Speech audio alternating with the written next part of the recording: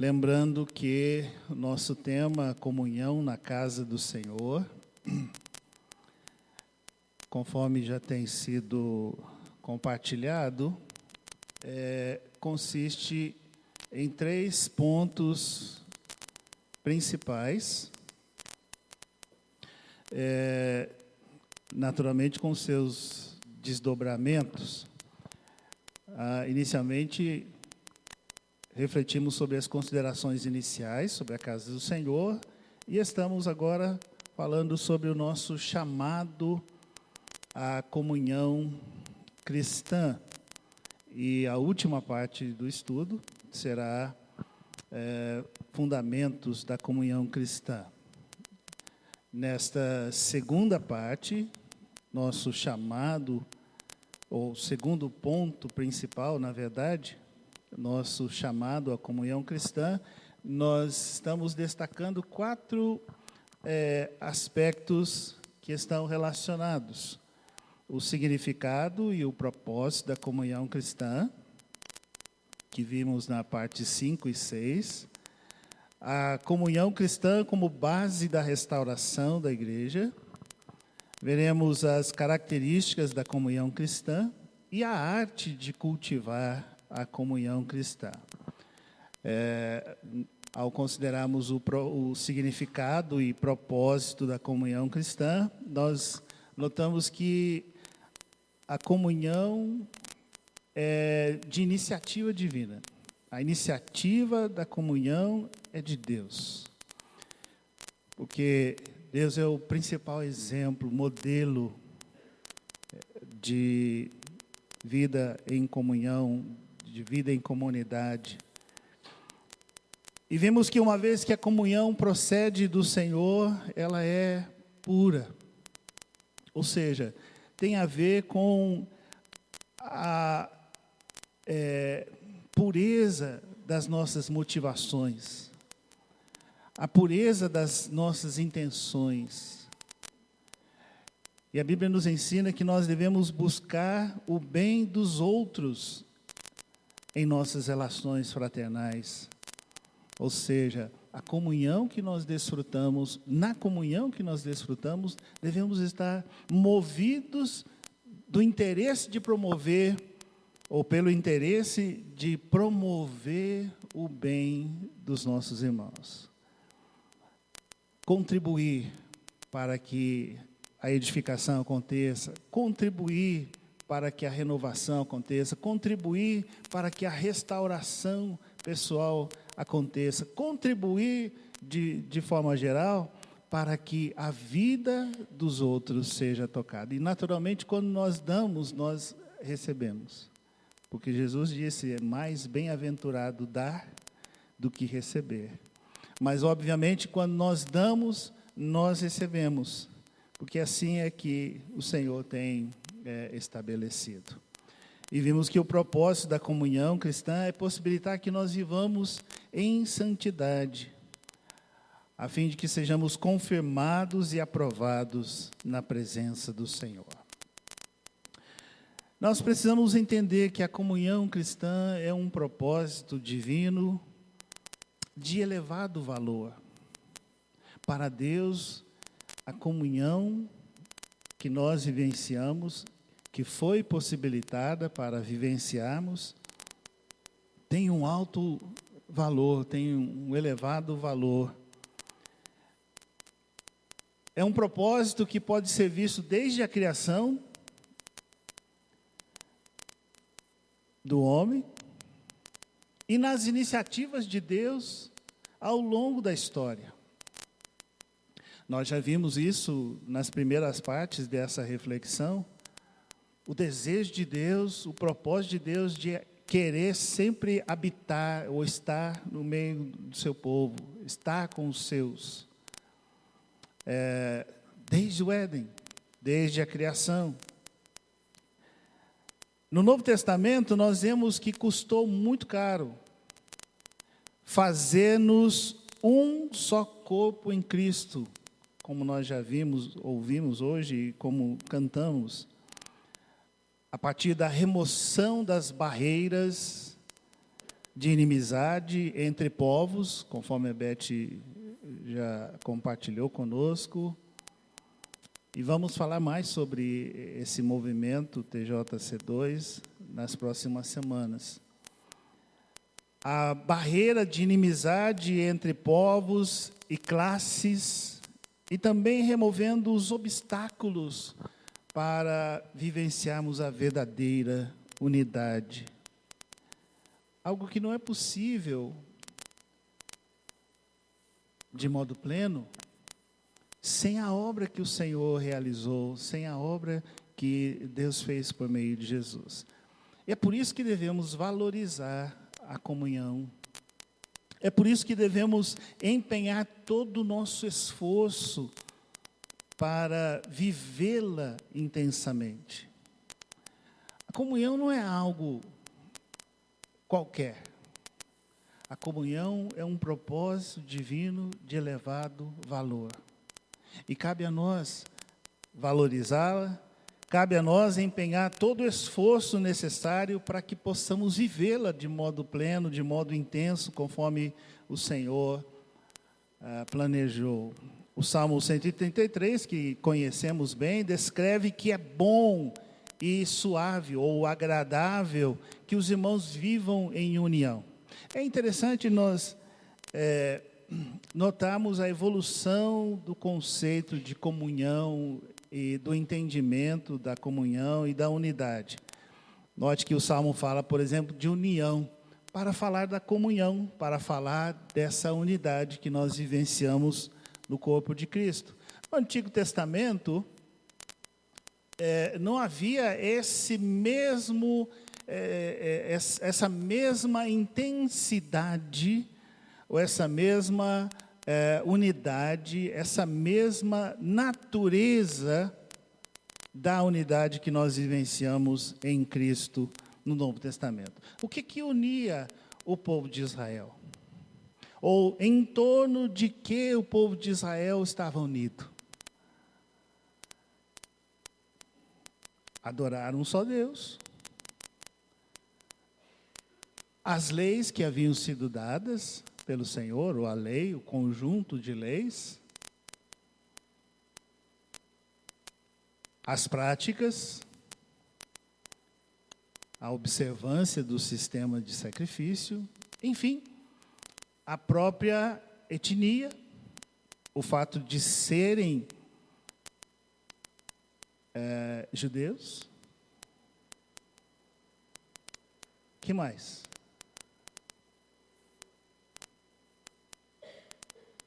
Apesar de serem diferentes tribos,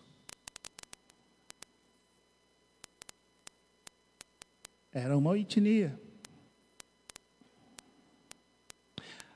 No Novo Testamento, nós vivenciamos muito mais do que isso. No Novo Testamento, a unidade que nós desfrutamos, a comunhão que nós desfrutamos, é resultado da obra de Jesus Cristo. Do sacrifício de Jesus Cristo. Suficiente e capaz para fazer com que pessoas diferentes se tornassem um corpo. Para fazer com que povos diferentes, começando por judeus e gentios, formassem um único corpo. E conforme o ensino do Novo Testamento, as implicações dessa obra vão muito além de formar um só. As cartas do Novo Testamento nos mostram que já não há mais em Cristo diferença entre homem e mulher.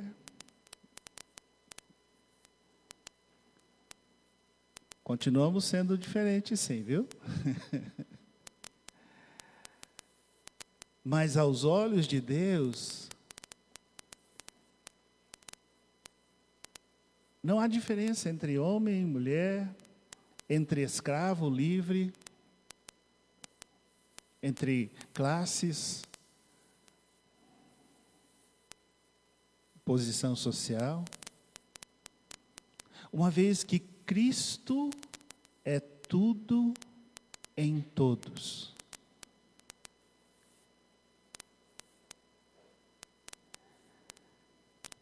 Então, no Novo Testamento, a união, a unidade, a comunhão que nós vivenciamos é de natureza superior àquilo que a Bíblia descreve em relação ao Antigo Testamento.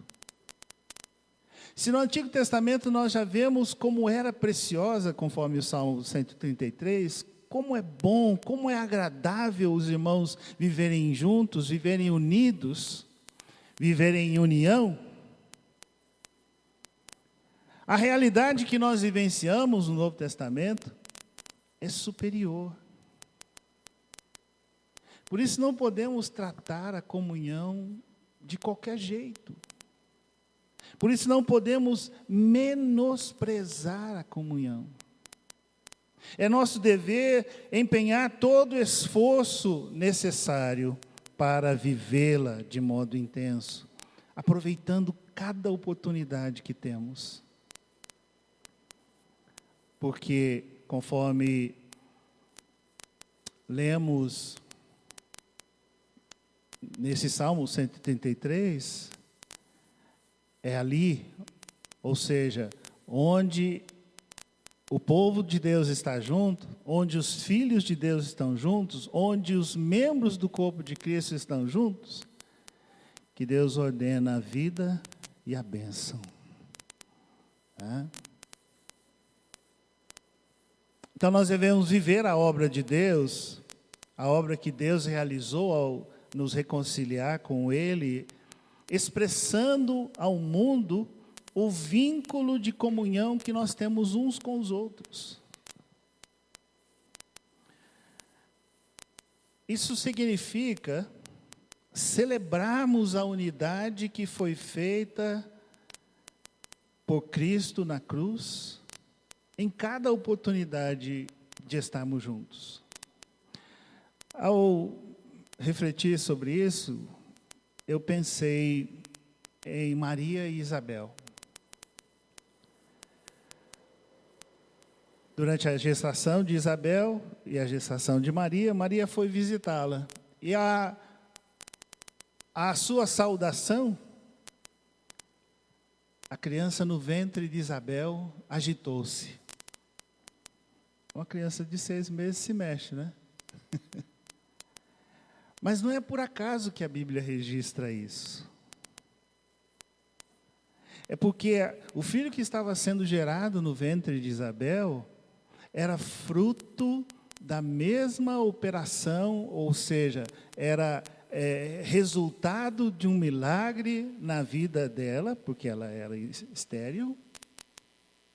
Assim como o fruto, a criança que estava sendo gerada no ventre de Maria, era resultado da operação do Espírito Santo. Ou seja, ambos eram cheios do Espírito.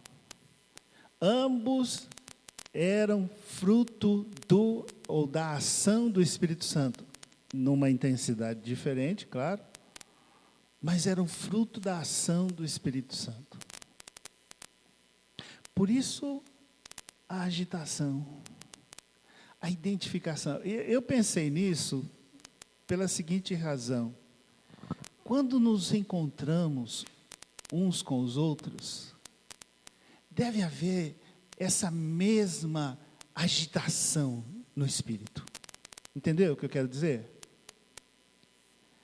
Quando nos encontramos uns com os outros, quando estamos juntos uns com os outros, não é mero encontro de amigos. É muito mais. É algo que envolve o nosso ser. Porque eu estou me encontrando com alguém que é um comigo.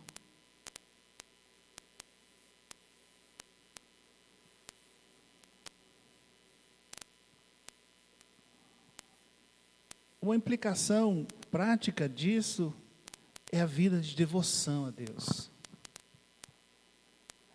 E para isso é necessário renunciar aos desejos egoístas e pagar o preço para que a comunhão com os nossos irmãos em Cristo prevaleça. E eu creio que aqui reside, se não a maior, uma das maiores dificuldades que enfrentamos, que é renunciar aos nossos desejos egoístas e a disposição de pagar o preço para que essa comunhão prevaleça sobre qualquer outra coisa.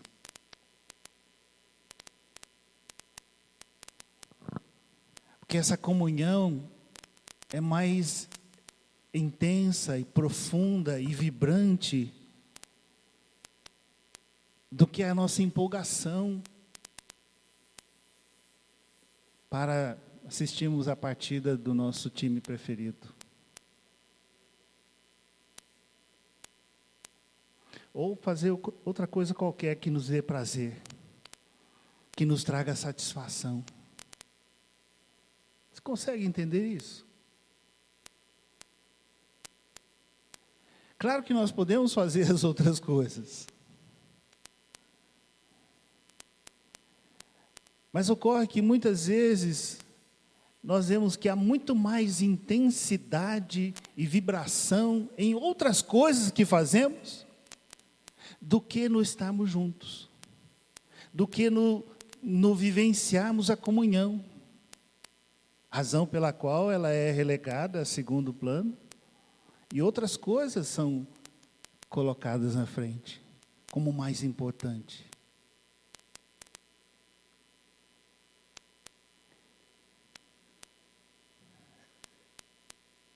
É óbvio que nós temos atividades, afazeres diversos,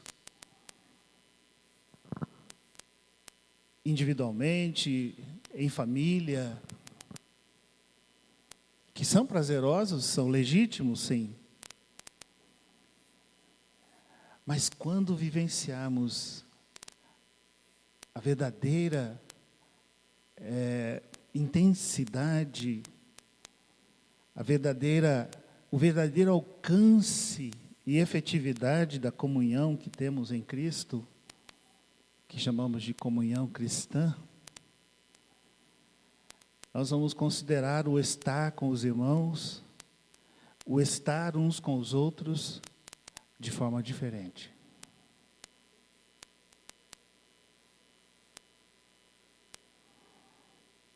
Todos nós enfrentamos situações desafiadoras, momentos em que, de alguma forma, estamos indispostos ou fisicamente limitados. Mas como a Bíblia nos ensina, essas limitações são superadas quando nós estamos juntos. Porque quando estamos juntos, o Senhor ordena vida e bênção. Quando estamos juntos, como cantamos, o Senhor está entre nós. Sua presença é real. E o seu poder nos toca. Somos, por Ele, preenchidos através dos irmãos com quem estamos juntos, com os quais estamos juntos. Então, tendo considerado alguns aspectos básicos do significado, do propósito da comunhão cristã, chegamos ao ponto de refletir sobre a sua importância como base da restauração da igreja, que é o segundo aspecto desse segundo ponto principal que nós estamos considerando. Nós temos visto que, isso já em diferentes ocasiões, que um dos temas básicos da Bíblia é restauração. Abra comigo a sua Bíblia em Atos 3, versículos 19 a 21. Atos 3, 19 a 21.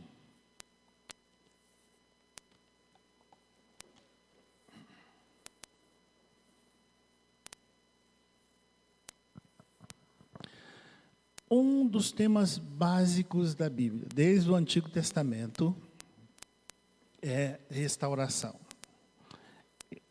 E nesse texto, ela é descrita de uma forma mais ampla. Ou seja, mencionada, né, de uma forma mais ampla.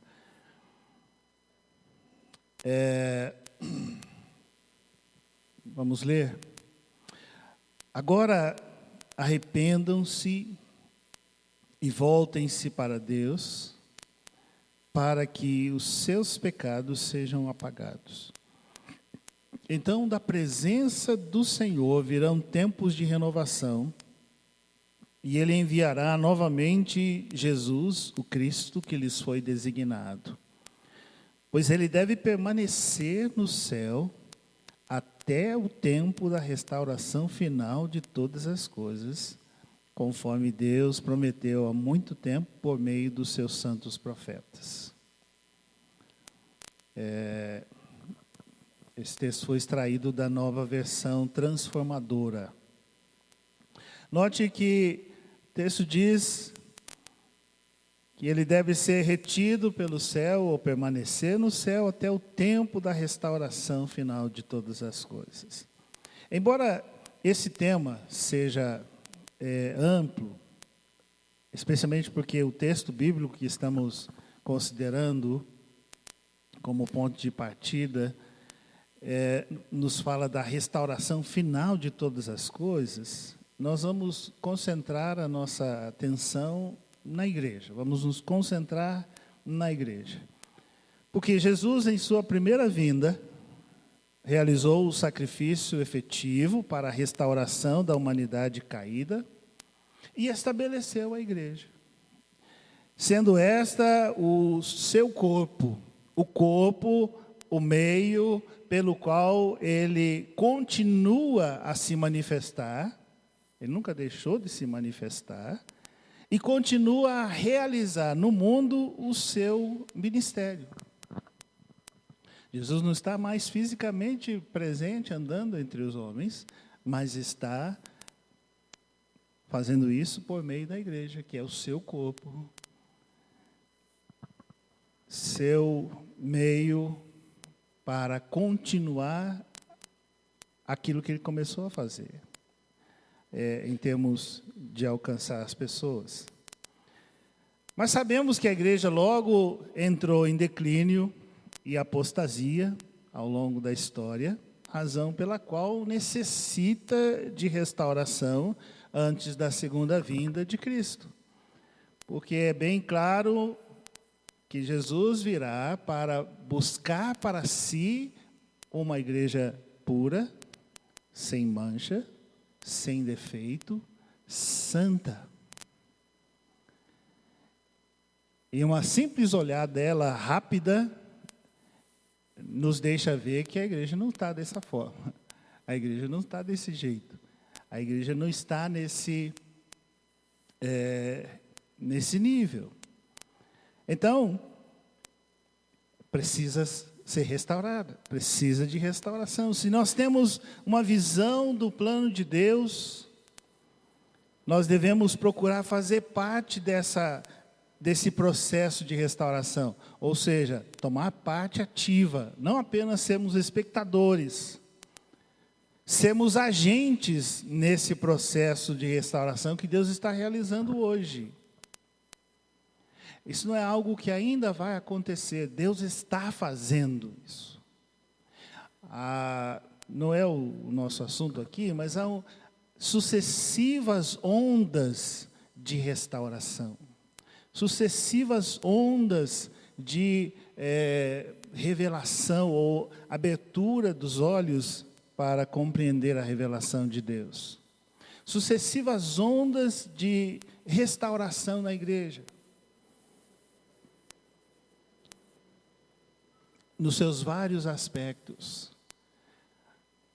desde o movimento da reforma.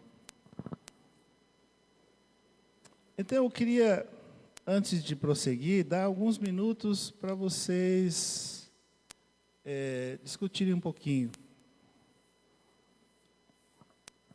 Duas questões.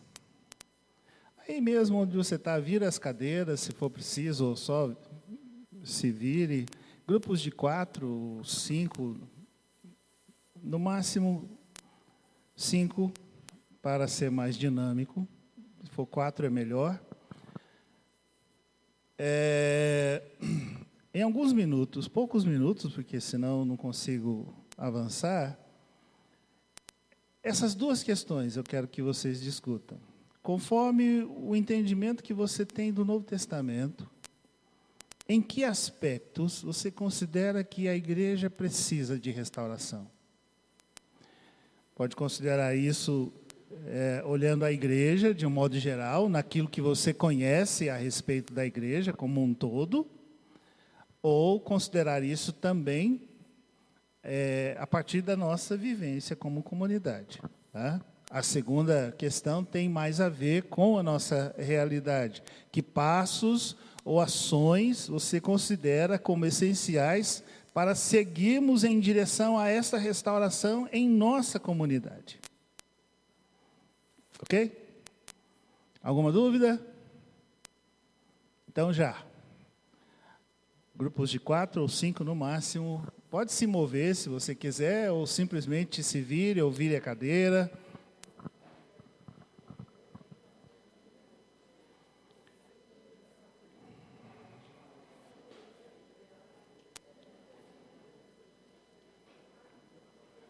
Seja objetivo, porque eu vou te dar pouco tempo.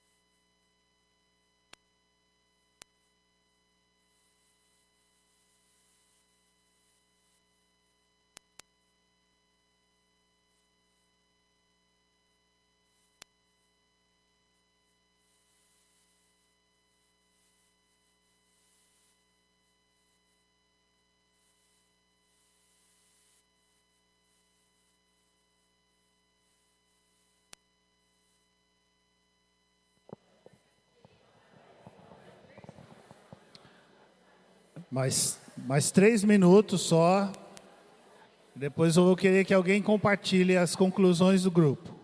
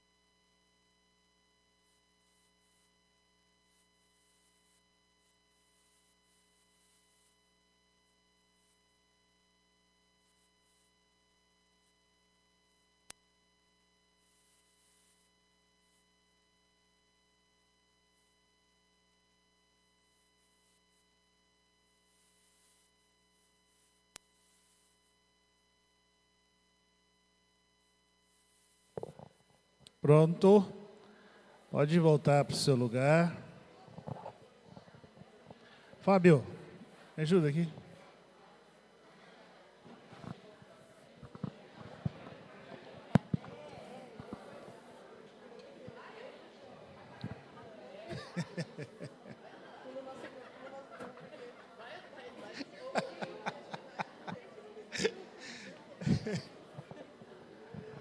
Muito bem.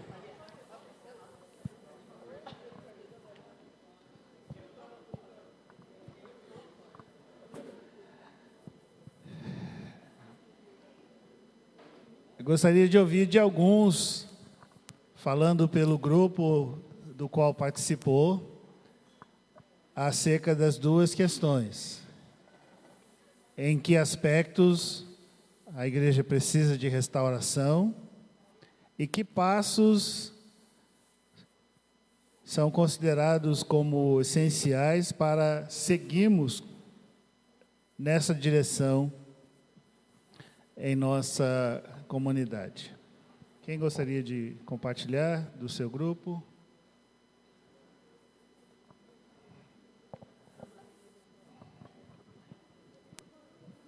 Se não apresentasse um voluntário, o Fábio vai escolher.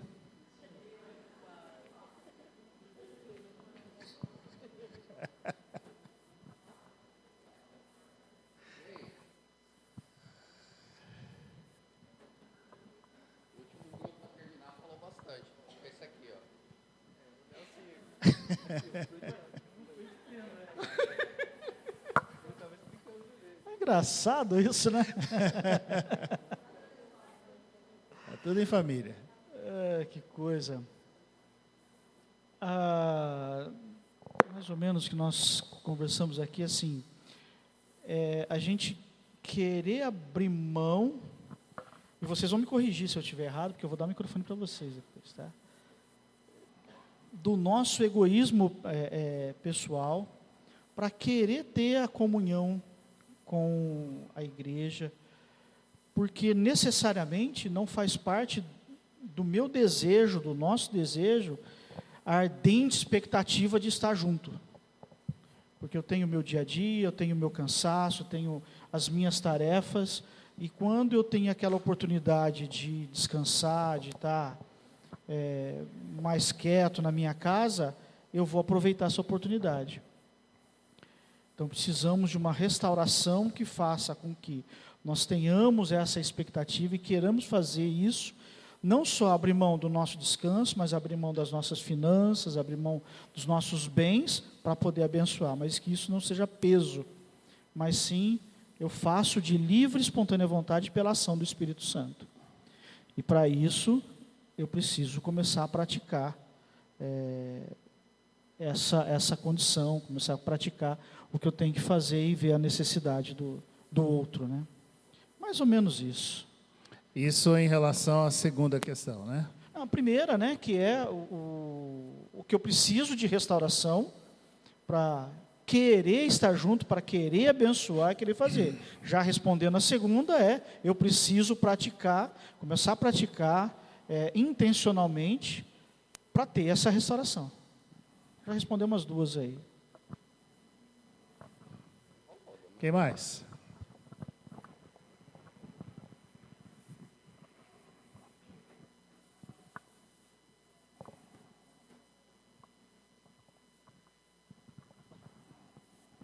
A gente conversou várias coisas, mas uma delas é que na descrição de Atos fala que eles tinham tudo em comum. Então, que eles vendiam os seus bens para ajudar o outro, né? Então, muitas vezes a gente está acumulando bens e o nosso irmão que está sentado do nosso lado está precisando de alguma coisa e a gente não compartilha. Outra coisa que a gente pontuou também é que antes eles tinham um desejo de fazer o bem. Então, faziam abrigos, cuidavam... abrigos, o que mais que você comentou? Orfanatos, cuidavam das pessoas, não com uma estratégia para ganhar números, para ganhar membros, mas de coração puro. E que a gente também precisa de restauração de tirar o nosso eu, né? De entender que é a palavra que ela é viva e ela que nos direciona nas nossas ações, né? Então, muitas vezes eu quero ser egoísta, eu quero tomar uma atitude, mas não é o que Deus me manda fazer. E os passos, as ações que a gente considera essencial para a gente seguir nessa restauração é a gente ter tempo um com o outro. A gente gastar tempo ouvindo o nosso irmão, que daí a gente pode exortar, a gente pode conhecer o que ele está vivendo. Então, abrir mão do nosso eu, de ficar no Netflix, vendo as coisas, e ter tempo um com o outro para cuidar da vida um do outro e poder exortar. Amém. O que mais?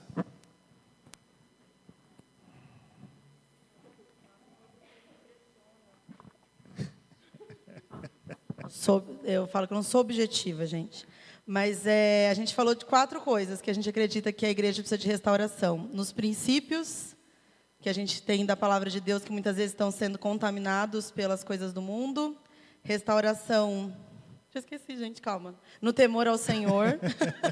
No temor ao Senhor, porque muitas vezes a gente faz as coisas pelo eu e esquece a quem a gente deve obediência. Na transparência uns com os outros, porque às vezes a gente veste a máscara da religiosidade, então eu vivo a minha vida, vivo os meus problemas, mas aqui na frente está tudo sempre ótimo, está tudo sempre certo. E... Ai, esqueci da Maristela. Esqueci a palavra.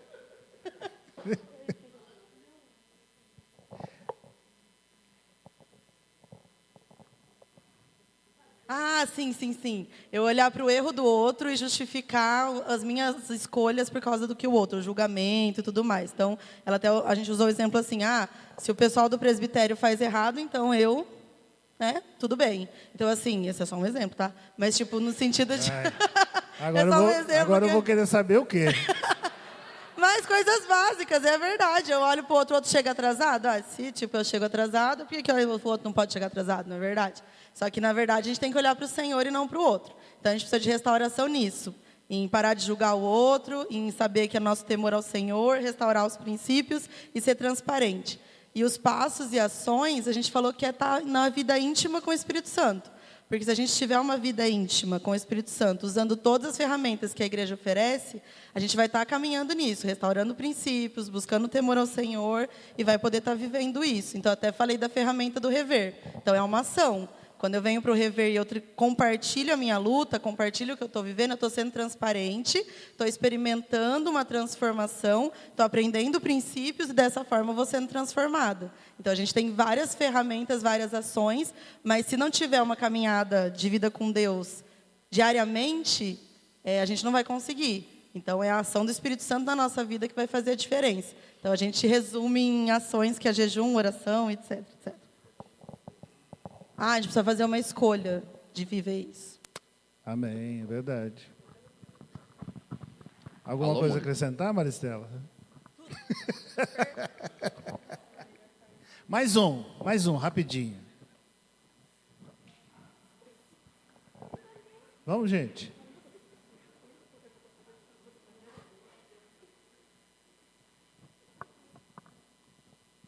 Vamos lá, quem se mexeu vai escolher.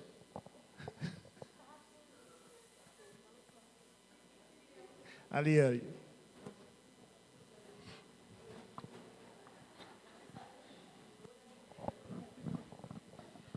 Nós começamos compartilhando sobre a questão da reforma, né? Olhando com um livro chamado Completando a Reforma de Lutero para o século XXI. E um dos pontos é a questão do entendimento do batismo, que precisa ser restaurado. E a gente começou a conversar sobre como as pessoas estão chegando à igreja, como elas estão se convertendo, né? E o problema é que assim, a mensagem que elas estão ouvindo é uma mensagem muito light, não é uma mensagem assim, você tem que morrer, tá?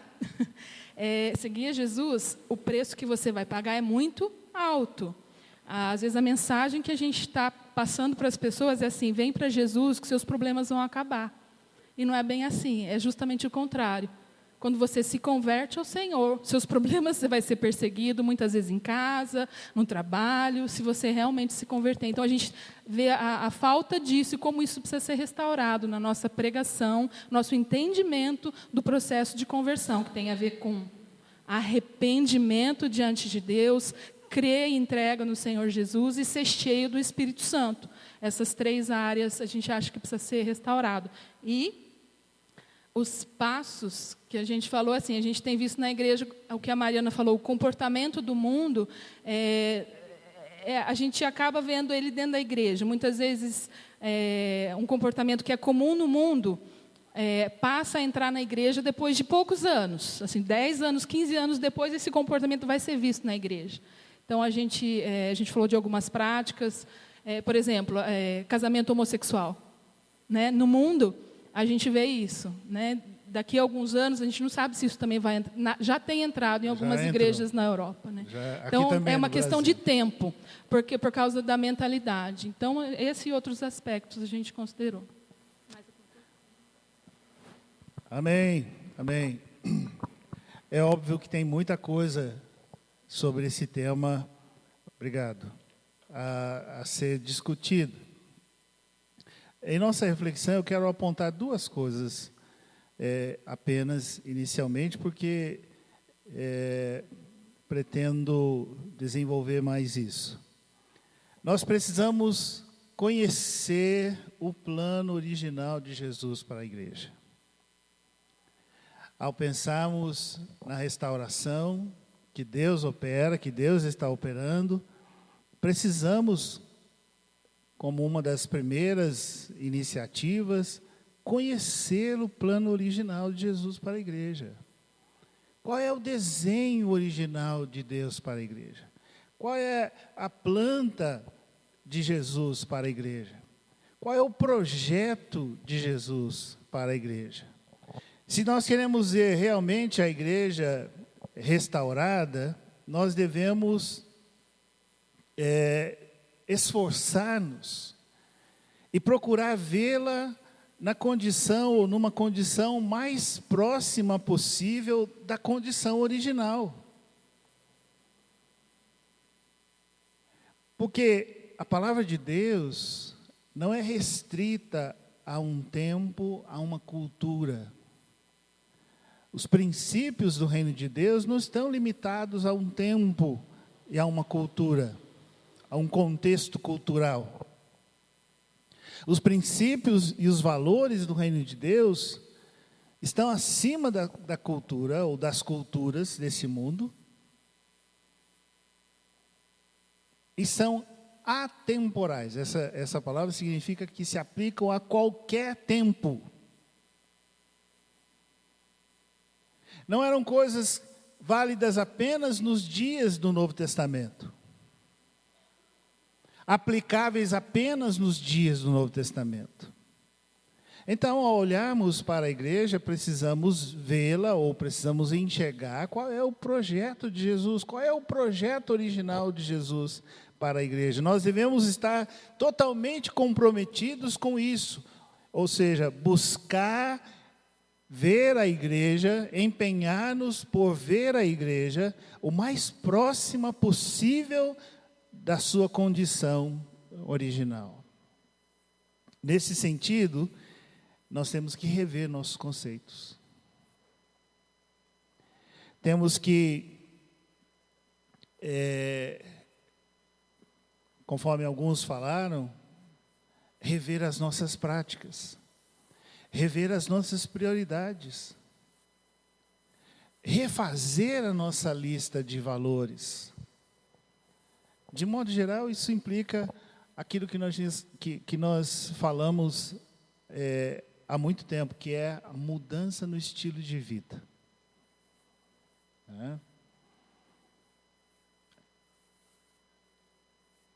Precisamos, inclusive, mudar o nosso conceito a respeito daquilo que Jesus falou sobre a igreja. Porque muitos pensam que Jesus falou muito pouco sobre a igreja. Há alguns que afirmam que Jesus falou muito pouco, ou ensinou muito pouco sobre a igreja. Mas a verdade é que Jesus falou, ensinou e fez muito a respeito da igreja. Nós estamos mais acostumados com as cartas apostólicas, as cartas do Novo Testamento, e deixamos de observar nos evangelhos o que Jesus falou, ensinou, mostrou e vivenciou com seus discípulos a respeito da igreja. O conhecimento vivencial do modelo de Jesus foi tão importante para os discípulos inicialmente, que se tornou um dos critérios para a escolha do sucessor de Judas entre os 12. Abre a sua Bíblia em Atos capítulo 1, versículos 21 e 22. Ou seja, eles tiveram que achar alguém que compreendesse o projeto de Jesus em primeira mão, acompanhando desde o princípio, para ser o substituto de Judas. No capítulo 1 de Atos se descreve como se chegou à escolha de Matias, para ser contado entre os 12, substituindo Judas, que se enforcou. Esses versículos 21 e 22 do capítulo 1 falam sobre isso. Portanto, é necessário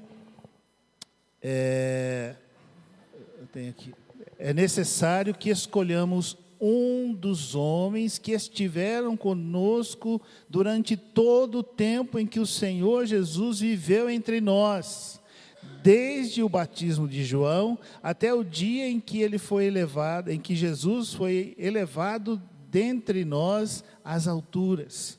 É preciso que um deles seja conosco testemunha da sua ressurreição. Note bem, esse era um critério essencial, esse era o critério fundamental. Alguém que tivesse acompanhado o projeto de Jesus para a igreja em primeira mão. Alguém que esteve conosco durante todo o tempo em que o Senhor Jesus viveu entre nós. De modo geral, muitos consideram que Jesus não apresentou muitos detalhes a respeito da estrutura da igreja. Porque quando pensam em igreja, logo pensam em estrutura. É verdade que a estrutura nós encontramos mais detalhada nas cartas do Novo Testamento. Mas Jesus não ateve-se à estrutura. Jesus ateve-se em seu ensino e no seu modelo vivencial à essência da igreja. E é por essa razão, pelo fato de pensarmos que Jesus não falou muito sobre a estrutura, não apresentou detalhes sobre a estrutura, que nos voltamos para o livro de Atos, nos voltamos para as cartas apostólicas. Isso nos leva, muitas vezes, a menosprezar ou desvalorizar os evangelhos ao tratarmos desse assunto. Nós temos ouvido a série de reflexões sobre o Sermão do Monte, que nos leva nessa direção, e é um exemplo do rico ensinamento de Jesus sobre a igreja. E muitas vezes não enxergamos dessa maneira. A verdade é que nós devemos valorizar mais, conforme já foi dito aí em alguns grupos, devemos valorizar mais o que nós temos ouvido e zelar pela prática das verdades que nós temos recebido. Aliás, essa é uma exortação que encontramos em Hebreus capítulo 2. Esse é um assunto mais amplo, o ensino de Jesus sobre a igreja, e eu espero abordá-lo juntamente com o presbitério de forma mais cuidadosa, mais detalhada, posteriormente. Por isso eu não vou me deter aqui. Porém, fica um alerta para nos dedicarmos mais à leitura, ao estudo dos evangelhos, à luz desse tema. O projeto, o plano original de Jesus para a igreja. A segunda coisa que eu quero, o segundo aspecto que eu quero apontar, é o fato que precisamos assumir o ponto de partida da igreja primitiva. E o que a Silvia falou está um pouco relacionado com isso.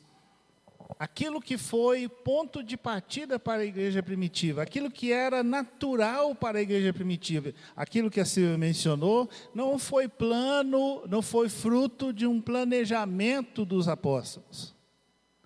Não foi fruto de um direcionamento de Pedro, ou Tiago, ou qualquer um dos outros.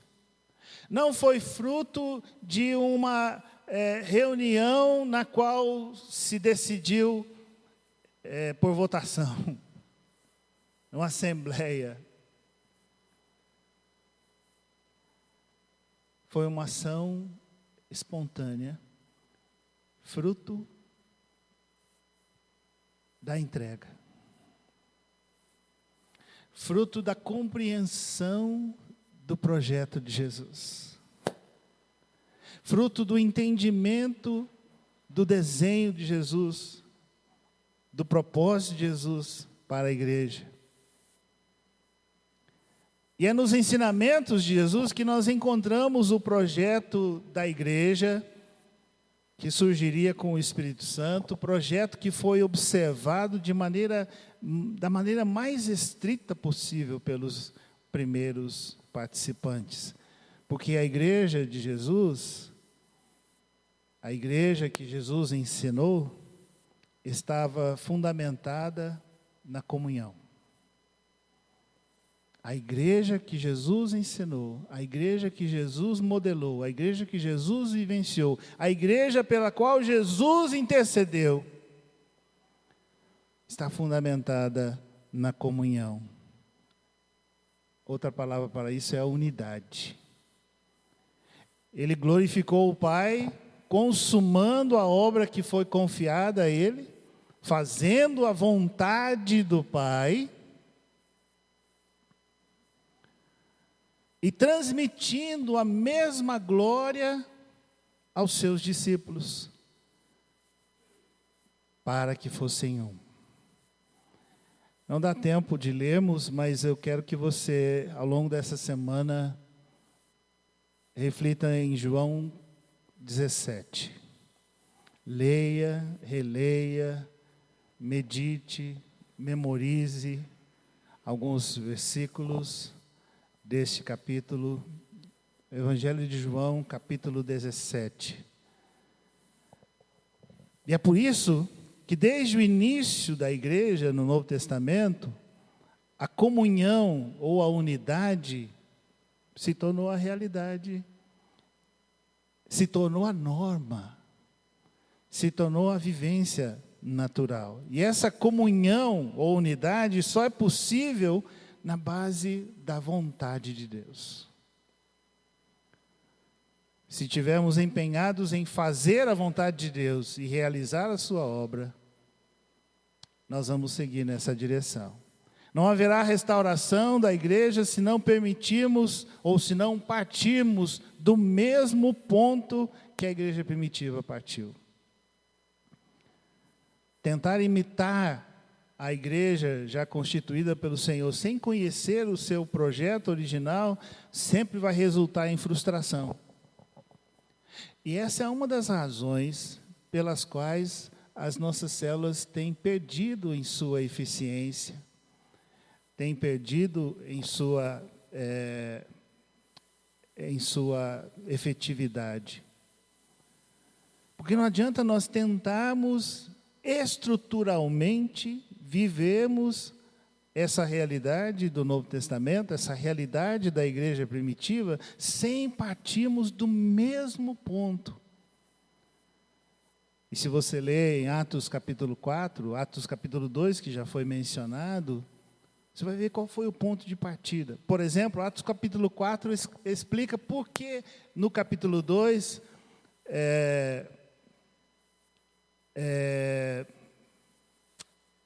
vendiam suas propriedades e bens.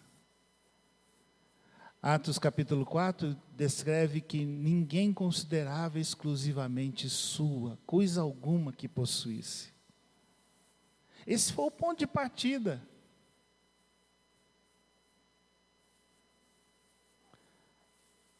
Hoje, de modo geral, na igreja até se briga por lugar, por assento.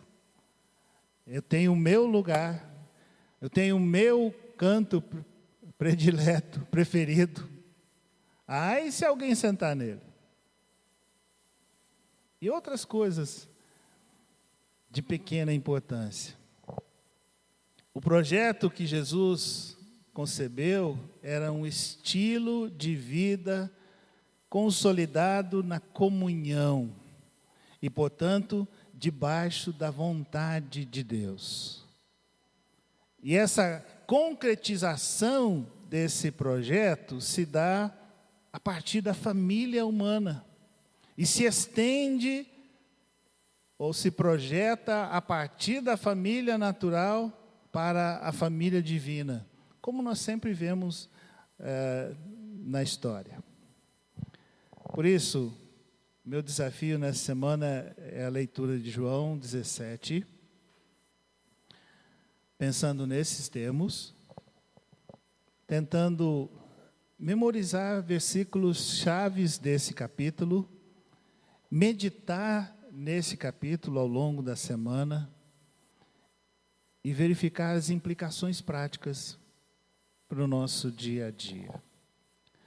Foi pago um preço elevado para sermos um só corpo em Cristo. Por isso devemos valorizar a comunhão, empenhar todo o nosso esforço para vivê-la de modo intenso. Lembrando que ao considerarmos a comunhão cristã como base da restauração da igreja, esses dois aspectos foram ressaltados. É claro que há outras coisas que podemos considerar sobre isso, mas eu quero deixar para outra ocasião. Precisamos conhecer o plano original de Jesus para a igreja, o que deve resultar em compromisso total e esforço máximo.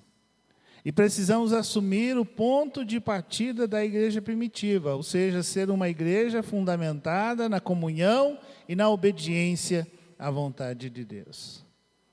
É dessa forma que o estilo de vida proposto por Jesus se concretizará na família e se projetará na família natural e se projetará na família divina, para a glória do Senhor. Amém? Vamos orar?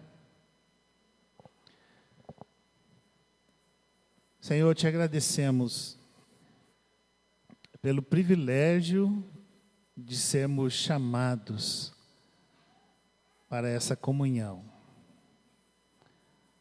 de sermos feitos um só corpo em Cristo. É bem verdade, Senhor, que não entendemos de forma clara as implicações dessa realidade. Essa realidade espiritual que carece de expressão prática em nossas vidas, em nossos relacionamentos, em nossa comunidade, na igreja de modo geral. E pedimos, Senhor, que o Teu Espírito Santo nos revele, nos dê compreensão, abrindo a nossa mente, iluminando o nosso entendimento, não apenas para compreendermos de modo intelectual, mas para assentarmos isso em nossos corações. Ajuda-nos, Senhor, para que a partir dessa compreensão do projeto original de Jesus para a igreja, nos empenhemos por vivê-la, viver essa comunhão, essa unidade, nos empenhemos por manifestar ao mundo, conforme foi o objetivo da intercessão de Jesus por nós.